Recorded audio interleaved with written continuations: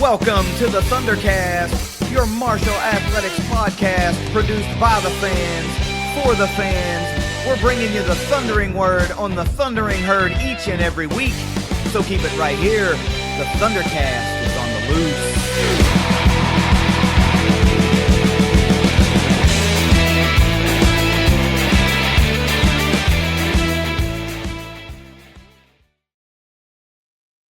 Thanks for downloading another episode of the Thundercast. You can follow us on Twitter at Thundercast_pod. We sure would appreciate it also if you'd head on over to Instagram and follow us over there too. And of course, go to Facebook and make sure you're liking the Thundercast Facebook page because there's so much cool content going on over there on the Facebook page and on Instagram. Yeah, we still like to keep Twitter our playground as well, but the content has ramped up considerably on Instagram and Facebook. And if you're not following, you are missing out. It's Russ and it's KD, and we're back with you once again. The Position Group Breakdown Series presented by Secure Construction Company is pretty much in full swing. We started last week with the coaching staff and the marathon 90-minute episode. I cannot be more thankful for everybody that stuck around and listened to all of that. The feedback was really amazing for that episode. We appreciate everybody for the positive feedback and thank you for listening because that's a lot of prep work. All these are a lot of prep work, but we love it. Listening and watching, Katie, because we had quite a few people watch it on our YouTube channel, which you may have already said. My screen kind of froze there for just a minute, but head over on YouTube and make sure to subscribe. It's free. You just get the notifications that our new episodes are coming out. Yeah, and I say this when I remember to. Everybody always does the like, share, subscribe thing, click the bell, all that good stuff. But I am focused on whatever these hype points are, man. I think those are so cool. Just give us the hype points. All you got to do is click the button and help us hype the videos and help reach more herd fans that are looking for Marshall content. Because let's face it, if you're listening to us, we're the best thing going, especially as far as position group breakdowns are going. Nobody is going to dive deeper than the Thundercast is to bring you the best info on this 2026 herd roster and the position battles and all of that good stuff.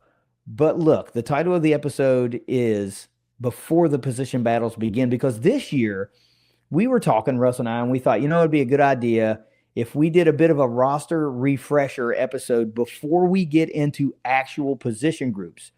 Because let's face it, man, it's hard to keep track of everybody. We try to do a portal tracker and we're, tweeting out and posting when we get new commitments either through the portal or through high school. But that's a lot of people to keep up with.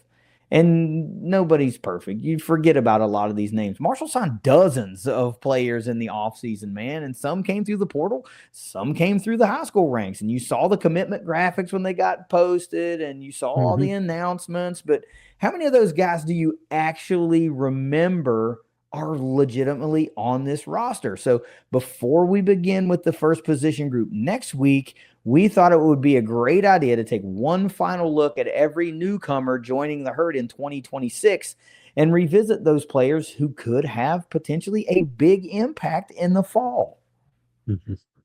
We didn't talk about order on how we're doing this, but I have a list here of those that exhausted eligibility. Would you like me to start there?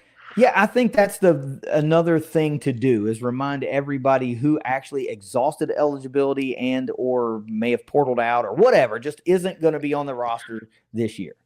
So I've got them separated here as because I've got our transfer portal up. And you can find that on thundercast.online. Thousands and dozens of thousands of you have already found that because I get it blows my mind when we're looking at 27,000, 40,000 different views in a month when I post that. It's obviously very popular. So chances are you've already been clicking on it, but you can go over to thundercast.online, scroll down. It's about the third article, I think, on there right now, and you can find that. But I'm going to start separately with those that didn't transfer out, that they just exhausted their eligibility. They were here, they graduated, they have used up their NCAA eligibility. Let's talk about them first. Defensive back Cam Smith, and he ended up he signed as a free agent, didn't he? I think he got a rookie camp invite. Rookie camp invite. Wide receiver Brian Robinson. Defensive back Marvin Myers. Defensive back Jadarius Green McKnight. Defensive line Jaleel Rivera Harvey. Linebacker Jalen Parker. Wide receiver Jacoby Baldwin. Linebacker Zane Porter. Defensive line Tyus Martin. Linebacker Kerryon Martin. Running back Tony Mathis Jr., offensive lineman Eric Meeks, offensive lineman Bryce Biggs, offensive lineman Tyler McDuffie, defensive back Boogie Trotter, wide receiver DeMarcus Lacey, wide receiver Ben Turner, a linebacker Ryan Ayers, and offensive lineman Sean Marcus Adams. Whole lot of contributors that just ran down off that list. Some of the biggest contributors: Floyd Lacey, Boogie Trotter, Cam Smith. I mean, come on, man. Jalen Parker. These are guys that were impact players for the Herd last year. Tyus Martin. A lot of depth guys on that offensive line. Eric Meeks, Sean Marcus Adams. Yeah. So the Herd is tasked with replacing a lot just of guys that exhausted eligibility, not even taking into account guys that portaled out. Now, separately, I have here the ones that did hit the portal. And I don't know if you want to talk more about the ones that exhausted eligibility and what we have to replace, or if you want me to just get right into this, but I can do whichever you want. No, I figure like the meat and potatoes of this are the guys that are on the roster. So respectfully, the guys that are not on the roster are a non-factor. So we can just go over them to give folks an idea of where the holes needed to be backfilled or refilled. But the concentration to me is who's on the roster now. Yeah, so some of these were listed as redshirt seniors last year. There's a couple of them, but again, they transferred out because they have another year of eligibility. Who knows what each individual case was? We're not going over that. Antoine Roberts, running back. Michael Allen, running back. Brock Walters, long snapper. Justin Williams Thomas, running back. Randy Young, running back. KJ Jones, wide receiver. Christian Richter, offensive line. Paul Hudson III, defensive line. Ali Abbasi, defensive line. Jaden Johnson, linebacker. Henry Harden, offensive line. Naquan Crowder, defensive line. Ja'Kai Long, quarterback. Jabril Al-Amin, linebacker. Jamal Weiss, defensive line. Sid Kaba, defensive line. Lorcan Quinn, kicker. Nathan Totten, punter. Daryl Sweeting, defensive line. Katron Evans, defensive line. Gavin Megorian, long snapper. And then Aiden A.D. Willis, defensive line or defensive back. So, couple notes real quick. Obviously, that was a little bit of a misspeak on Daryl Sweeting. He was a defensive back, not a defensive What did lineman. I say? Defensive line? Yeah, but still. Obviously.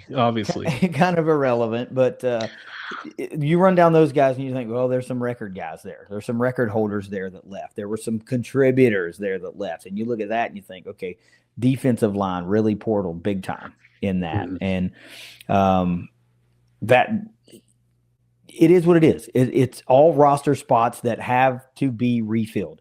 And you know, I try not to get too down on the portal. Sometimes it just feels like death by 1,000 cuts, you know, because they just keep coming.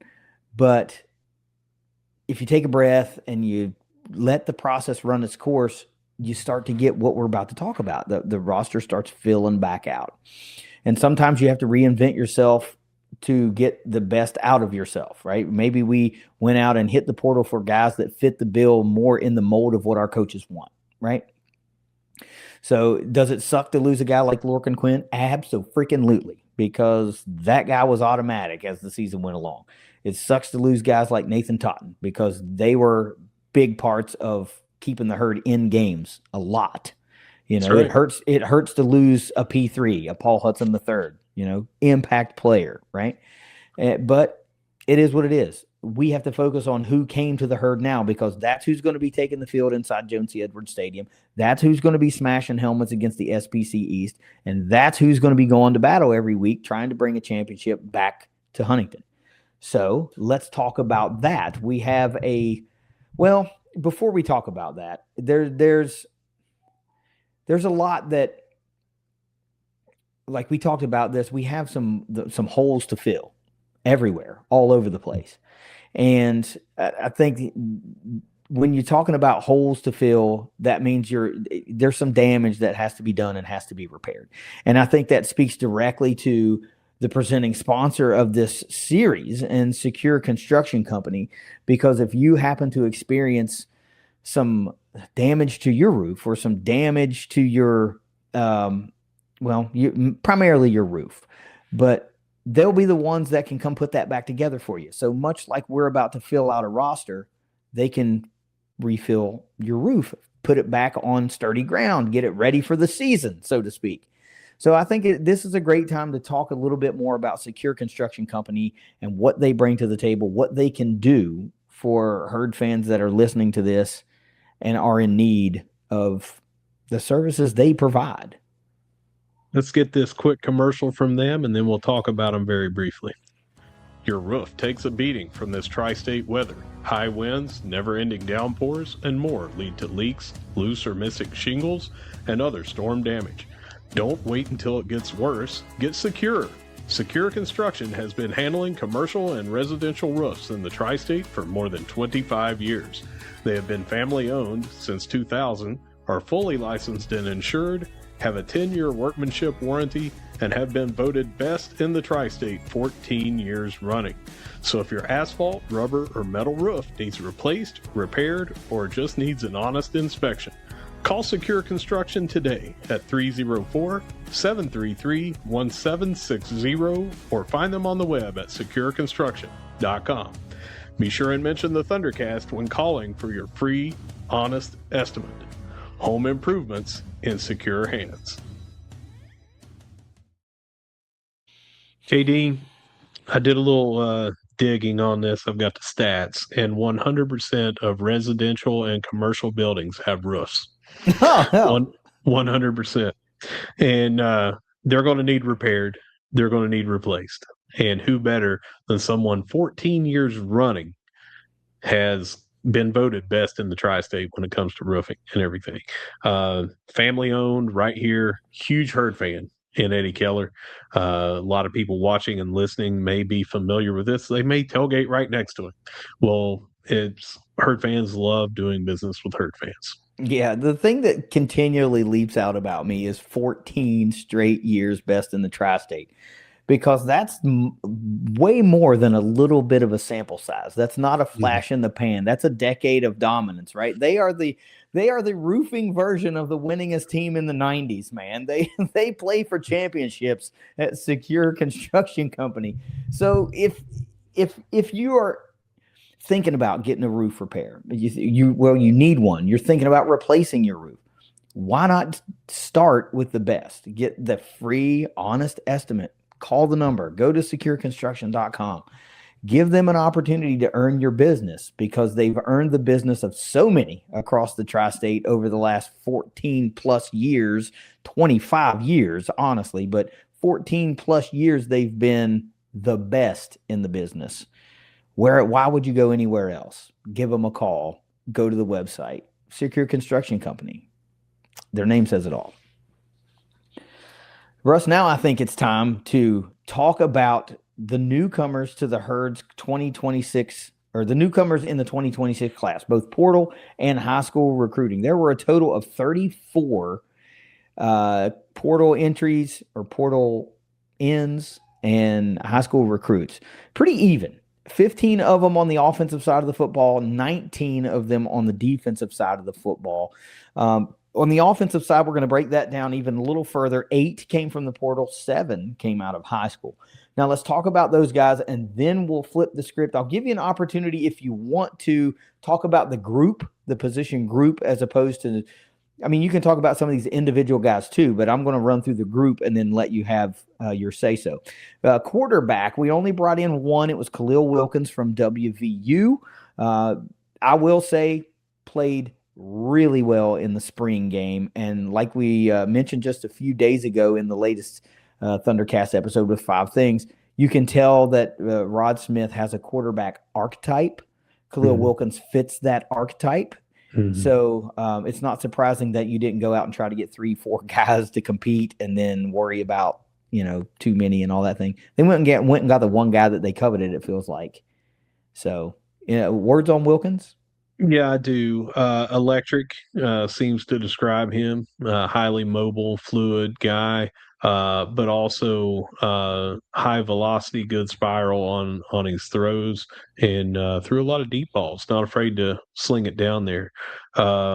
Very exciting. One of the most exciting players coming out of that spring game when you and I had our reactions for that. We were both very, very thrilled with what we saw way early, but it seems like QB of the future with QB1 and QB2 exhausting eligibility after this season. Yeah, if like I said before, if football were just a linear game and you didn't have Mhm. to worry about transfers and all that kind Mhm. of stuff, easy to look at that and go, this kid's the future. Right. And I mean, he could also be the present because you're always just a hit away or a Right. twisted ankle away or Or he whatever. could play his way right into it. And he's played already. He's started games before. He's played games already. So this is he's a youngster, but he's already got game experience. Slipping over to the running back side of things, only one made their way to campus through a couple of signings, in the portal class, but only one has made their way currently on the roster. There could be an addition later, a roster Mhm. update. We don't know. I'm going according to what's on the roster right now. And that is TJ Lester, who comes to the herd from West Georgia, another guy that dazzled in the spring game as far as Yes, he my did. eyes were concerned. Yeah. Broke off a real long run, seemed to have some power behind his runs and everything, elusive with the power. It seemed like a really good pickup. Yep. Wide receiver, the herd managed to get 5 total Mhm. wide receivers. The two big ones, I think, well, 6. I'm sorry, 6. Um, the 3 big ones, I think, are the got the chance to become the biggest impact guys are the portal guys. You're talking Mhm. about Chris Culliver from UNC, Owen Mhm. Sweeney from VMI, and Christian Hamilton from West Virginia. So all 3 of those guys have already done it at this level. It seems like you do obviously have a leg up versus high school guys. I'm not saying they can't crack the field, they won't get some play, they won't none of that. I'm just saying like these guys are already there, acclimated to the game, the speed of the game, the lifestyle of the game, all that kind of stuff. The 3 high school commits that we got are Drew Williams, Brennan Chambers, and then Aiden Burke, who's a Mingo. Is he a Mingo Central guy? Is he the one from Mingo Central? So you got a West Fairly certain. Virginia kid. So anyway, 6 total wide receivers. I know you got some thoughts on that, Ring. Yeah, you and I have both kind of said this is their current like most excited. Wow, we didn't have an empty cupboard. We just added a whole lot to it because we Mm-hmm. had a lot of production returning. And Owen Sweeney, 6'4", 200, but he is also kind of that downfield threat at 6'4". Just want to bring up real quick 44 receptions, 723 yards, team leading 8 touchdowns, 23.4% of their catches, 30.2% of their receiving yards. So, um, yeah. So Uh, yeah, that's a big percentage for one guy. Big Given percentage, and they had another guy too that transferred out and went somewhere else, and he was really good as well. But that Owen Sweeney intrigues me a lot with his size, speed, and obvious production. Chris Culliver coming from North Carolina. One thing that I want to say about him: 2 return touchdowns in only 15 attempts. So uh, we've had a good history of having some good return guys. I'd like to see him add to that, and Christian Hamilton as well. You mentioned him. He seems like he could make a good impact. All 3 of those they did okay in the spring. It seems like they weren't targeted like no wide receiver except for maybe the first 2 possessions was anyone targeted more than say 5 times, Yeah. so it was kind of spread the ball around, but you could see in the route running and the speed and the separation, it really looked a lot better already than what we had in 2025 from the separation standpoint.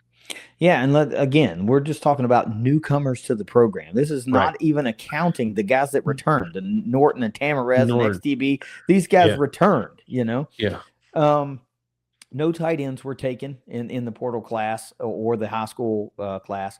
Offensive lineman, though, was a big point of emphasis. There are 8 Yes. total guys that I counted through the portal and the high school ranks. And we'll go through the high school guys first real quick. And that was Javon White, Mason Ramsey, local guy, Justin Lyles, and William Sandfoss. Then you hit the portal guys, Jaquez Joyner from UCF, Robbie Martin from West Virginia, Xavier Bowsley also from West Virginia, and then center Logan Greer from the Cal University, Pennsylvania, which is where Bob McLean was at before he came to Marshall. Again, par for the course. I feel like these portal guys are going to have the leg up. I think some of these guys will be in the starting 5, it feels like. So you're probably transferred in starting offensive lineman right here. But you could tell with 8 guys, which is tied for second most in the portal or in the newcomer class, that this was a point of emphasis for this team. And it's not surprising based on how much they want to run the football. You need to be able to have you can never have enough offensive and defensive linemen. Every football fan, coach, whatever will tell you that. You can never have enough linemen. And they went out and got 8. Bobby Martin, local kid from here in Huntington.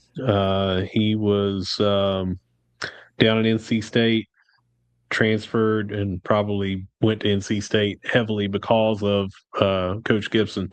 Transferred to WVU. Ended up redshirting at NC State. So he's got at least 3 years left. And he was the state wrestling champion at the 285-pound weight class. He's very, very intriguing to me. I always like to see Huntington area kids. We've had a great success with those over the last several years, last decade.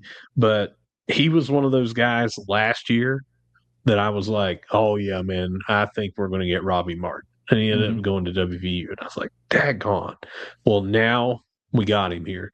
And you already got Jalen Slappy and Tariq Montgomery coming back. And you feel like with these 8 coming in, I know I'm only talking about Robbie.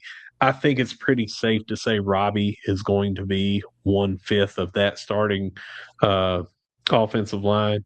29 different offers coming out of high school. SEC, ACC, Big 10, Big 12, pretty much you pick them on the G6 level as well. He really, really, really stands out to me. I think so. I mean, it's not unfair to say most fans are going to look at Robbie Martin and go, okay, he was the jewel of the transfer class because let's face it, they're going to recognize West Virginia high school guys more than any other guy. Sure. So they're going to go, oh, that's a Huntington. Right. And they're going to go, well, that's a name that I know and have known for several years. But he's also damn good.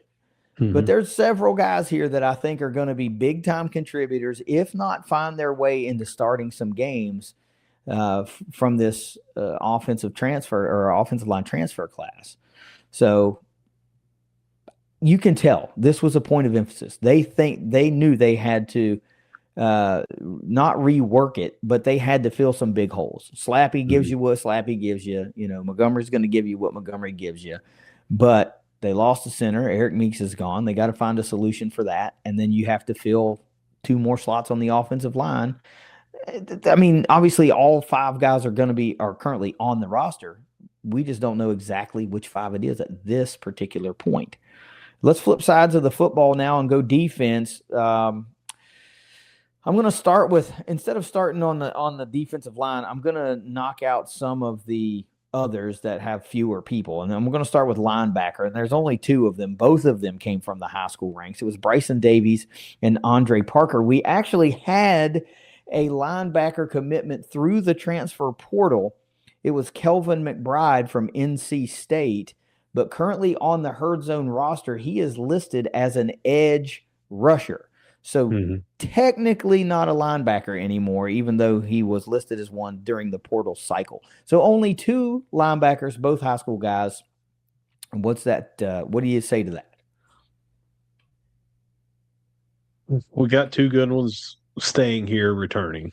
More than that, but I mean 2 that we thought, do we keep them or whatever. We got several that are staying here, so some good production that I think that we're going to get out of the linebacker room, and ended up the edge guy.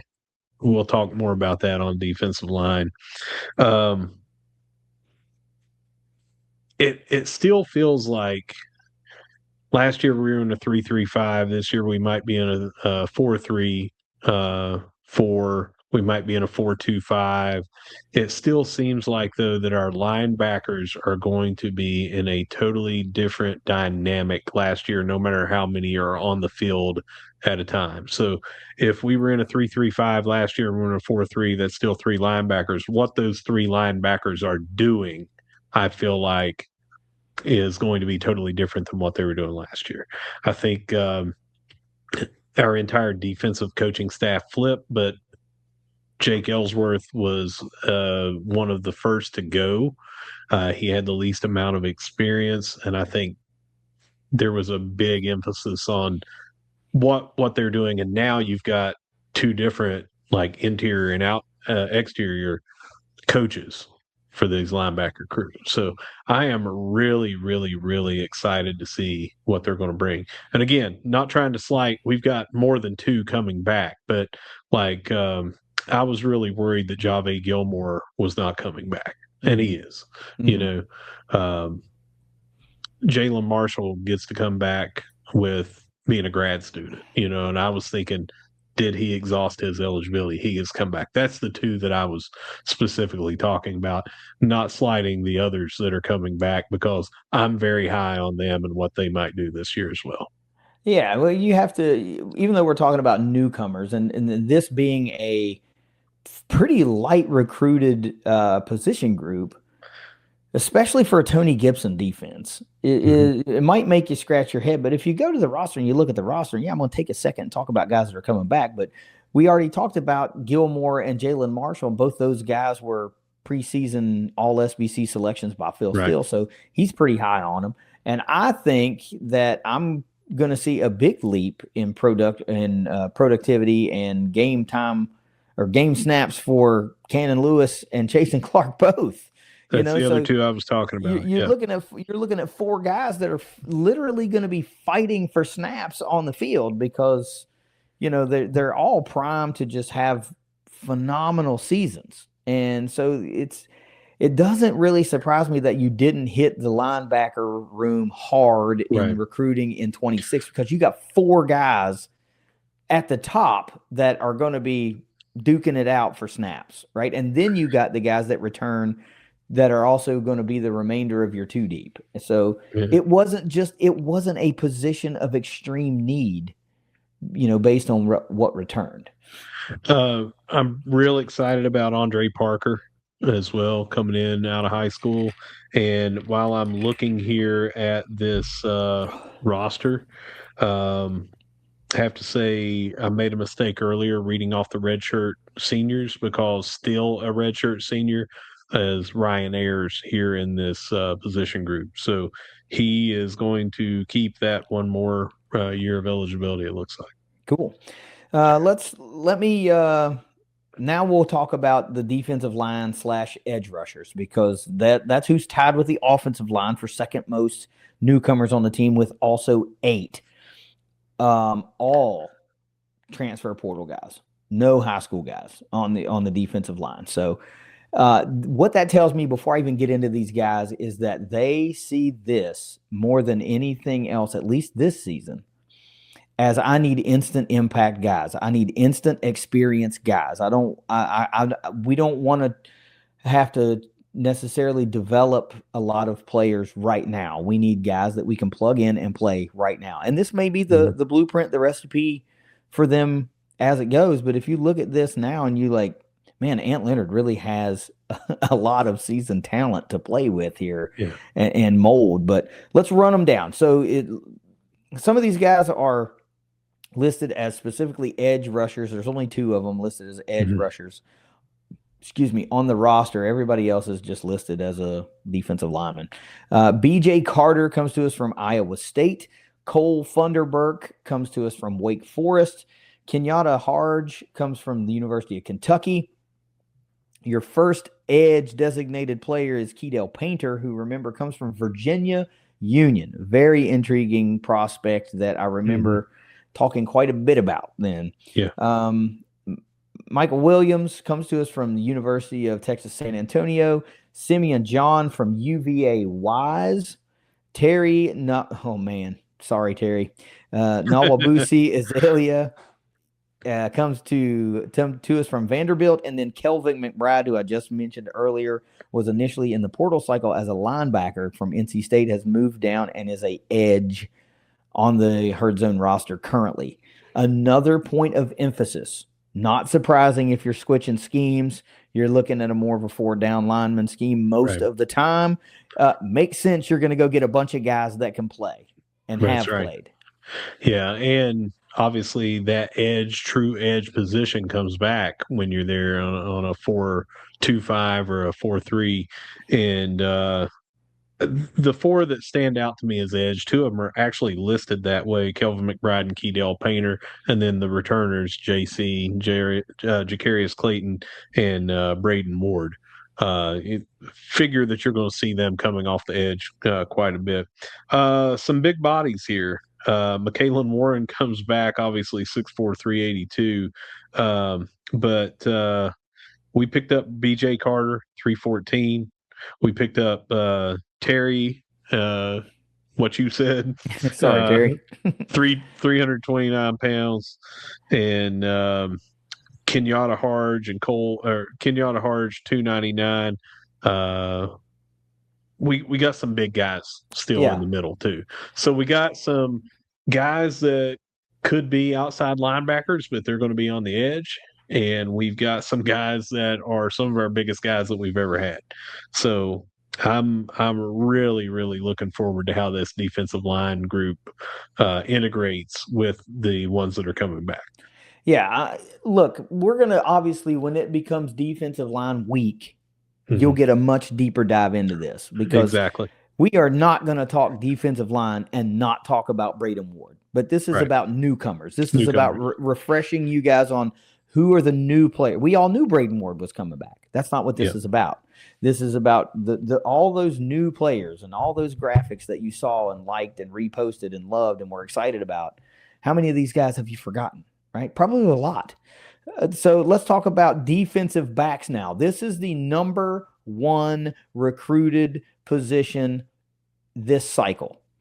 All these guys are I lumped them in as defensive back. When I wrote the list, I said if they were a safety or a corner or whatever. But 9 guys. Russ, we led the country in giving up chunk plays, and a lot of that was subpar play from the defensive back room. Yeah. That's no secret. That's not dragging. That's the proof was out there. Everybody with a set of eyes saw it, and we talked about it week in and week out. It's not surprising that they hit this room hard. We saw one coach get relieved of his duties, and they brought in 2 coaches and split the responsibility to put an emphasis on it. And then they went out and got 9 guys on top of the guys that returned. But you mentioned it in the guys that left. Trotter's gone, Myers gone, Sweeting gone, Cam's gone. Like a lot of guys that gave you a lot of moments are gone. JD McKnight, a lot of them. Yeah. Now, what is, again, Caleb Clark-Glover's back, right? Pierre Lewis is back. I mean, you might even see a little Louis Kinsey Jules sliding in there from time to time, right? But there's Cheater. 9 guys. 9. Yeah, there's guys that are back, and there's Yeah. guys that committed last year that were probably going to see their first action this year, like Za Yeah. Jackson, right? So Sammy Etienne. right. So there's guys that are returning that we just haven't seen much of. But let's talk about the guys that are newcomers in 26. The trio of safeties out of the high school ranks: Zeke Gunn, J.C. Houston, and Tristan Lester, the brother of T.J. Lester. And now you get 6 guys out of the portal. A lot of safeties, but not a ton, and some corners. It starts with Charles McCarthrans. He's a DB, so he should play corner. Comes to us from Buffalo. Eddie Pleasant the third, also a corner, comes to us from Buffalo teammates. Terrente Hinton is a safety from NC State. Braden Hall is a corner from Central Connecticut State. Kendall Anderson is a safety from Morgan State. And then another intriguing prospect that is a position change from the portal cycle. Ahmad Edwards was initially a wide receiver in the portal cycle, committed to us, and has since been changed to safety. Comes to us from the University of Kentucky. What do you make about newcomers' philosophy? What does it say to you about 9 defensive backs? We are going to be drastically improved in the defensive back room. And we brought in some big guys. If anyone was not impressed with Terrente Hinton's aggressiveness and hitting power and things like that, I don't know what game you were watching for the spring game. But bringing in some specific types, some guys that were successful elsewhere, but then also too, you think about the Kentucky connection with our coaches. And we're bringing in Ahmad Edwards, who was a wide receiver over there, walk on last year, and all of a sudden he switched, and we have some defensive coaches from Kentucky. That tells you that they probably saw something in that there and brought him in for a reason. But we just have some really, really good intangible guys, I guess, that I'm going to say that is going to shock a lot of people, because that was a weakness last year as a group. No matter how good Cam Smith did, no matter how good Wody did, who's coming back, by the way, no matter how good Boogie Trotter was all over the field with the pick sixes and the timely interceptions and all that, as a unit, they struggled, especially with giving up the chunk plays, which cost us games. So I think that this is going to be a drastic overhaul. Even though we have so many people coming back, we've added that many, and it is going to be one of our deepest rooms when all is said and done. Yeah, there's no denying that this was probably the single largest point of emphasis when it comes to recruiting and revamping, reshaping, retooling the entire defensive secondary.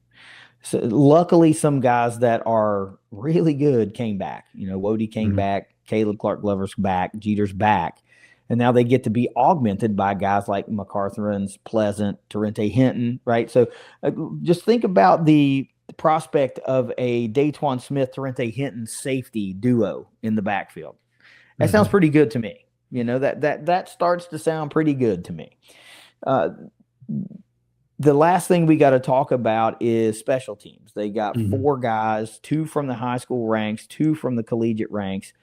And there will be undoubtedly some position battles within those 4 guys, because 2 of them are long snappers. And one come from the high school ranks. It's Riley Winkler. Cooper Heimbach is the listed punter on the roster. He had a great, very impressive spring game. Yes, he did. Chase Ortiz is the long snapper from Stetson. And then Jorge Diaz Nicholas is the kicker from the University of Virginia. So there are 2 kickers listed on the roster, but what's it? Powell? I think it's Powell. Is that the other kicker? Let me look real quick. Ty Powell, yes. He's a redshirt freshman. He was on the roster last year, but undoubtedly will be a position battle, obviously, But just 4 guys, you lose a record-setting kicker-punter duo. There's no two ways around it. And we're going to say it every time we're talking about kickers and punters and special teams from a year ago. It was the rarest of rarefied air. They set an all-time single-season record, those guys, and you had to replace them. And you went out and found yourself what looks to be a great young punter. Young punter. And with kicking history as well, place kicking. He was place kicking as well. Yeah. But and it's not going to be out of the realm for him to compete for a kicker job, obviously. Right. But he's the only punter on the roster currently. Sure. Also wouldn't surprise me to see some kickoff specialist duties, that type of thing. Big, strong leg, big, strong kid. But Jackson White's tasked with replacing records. And, I mean, hell, he went out and found Quinn. So he got Heimbach. Jackson can go out and find some specialists, man. But this being as light as it is, just 4 guys, there's not much to take into account. What does that say to you? What thoughts do you have on that? Well, one, Heimbach was hugely impressive, and the long snapping duties, that's one of those things I think our good friend has said for decades. Mr. Dennison, who was a long snapper here, and when we have talked to Brett Reffy, he was saying the same thing. You hope that those guys are never noticed, because when they are noticed, it's because something went bad. But when they are on, and they are delivering, just, you take it for granted. But it is a tight spiral right there on time every time. And I think we got a good one from the high school ranks. I think that, he'll be pushed by the guy that came in from Stetson. But the key to all this, to me, is bringing in Jorge Diaz Nicholas. If I'll say it right here in a second, because I got it wrong. I got it backwards because he had put his own on his Twitter profile. He had him inverted. 6'3", 245 pounds. Comes from Madrid, Spain. Showed a lot of promise at Virginia, and I am looking forward to him and what he can do. That's a lot of size for your kicker, and got the soccer background and everything that you like to think about that. Lorcan Quinn came in, had to learn on the job. This guy has already got the experience with the big, strong leg like that. So he's very intriguing to me, and I think that he'll be a key point. Yeah. So that's it. That's 34 newcomers to the herd in 2026, which is going to help fuel you guys as you listen and watch the 2026 position group breakdown series. You will be better familiarized. You already know the Jalen Slappies and the Toby Paynes and the Carlos Del Rio Wilsons, but you're going to have a better understanding of who these guys are when you hear us project some of them in our starting roles. Or in our 2 deeps, or maybe it's your breakout player or your sleeper or whatever. This was a great idea. I'm glad you came up with it and thought this was something worthwhile, because it absolutely is worthwhile. So this next week, I think we haven't officially voted on it, but I'm politicking to start with the offensive line. So tentatively speaking, tune in next week for your very first episode of the Position Group Breakdown series with the offensive line, presented by Secure Construction Company. Construction in secure hands. Russ, if you got nothing else, or if you got something, let me have it. If you got nothing else, take us out of here.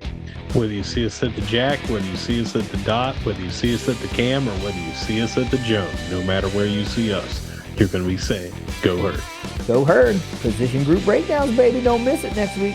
Subscribe. Hit the button. You'll never miss a show. Later.